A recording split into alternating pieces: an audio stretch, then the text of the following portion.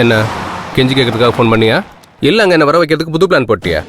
எது உன்கிட்ட நான் கெஞ்சி கேட்கணுமா? அப்படியெல்லாம் எனக்கு எந்த ஐடியாவும் இல்ல பிரதர்.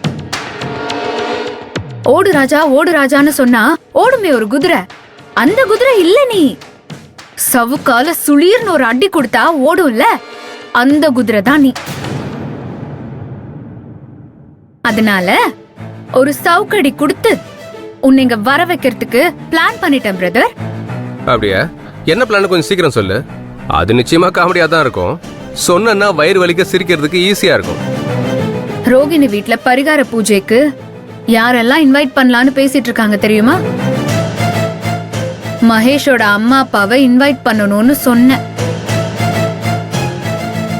அவங்களும் அது நல்ல யோசனைன்னு சொல்லி அவங்கள கூப்பிடுறதுக்கு கதிர் அனுப்புறாங்க. கதிர் மட்டும் போனா நீ ஏதாவது தில்லுமுள்ளு பண்ணுவல்ல, அதனால நானும் கூட போறேன்.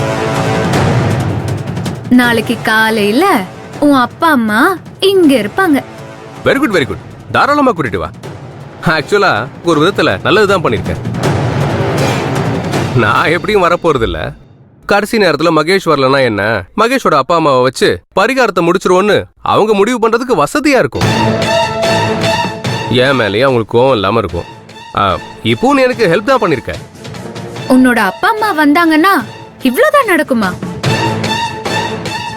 அருண், உன்னோட அறிவை நினைச்சா எனக்கு ஆச்சரியமா இருக்கு. சரி, நாங்க போய் உன்னோட அம்மா அப்பாவை இங்க கொண்டு வரதுக்கு ஏற்பாடு பண்றோம். நீ எதுக்கும் இங்க கிளம்பி வரதுக்கு தயாராரு.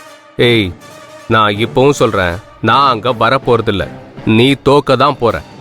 இப்பவும் சொல்றேன் அருண், நீ இங்க வருவ, நான் தான் ஜெயிக்க போறேன்.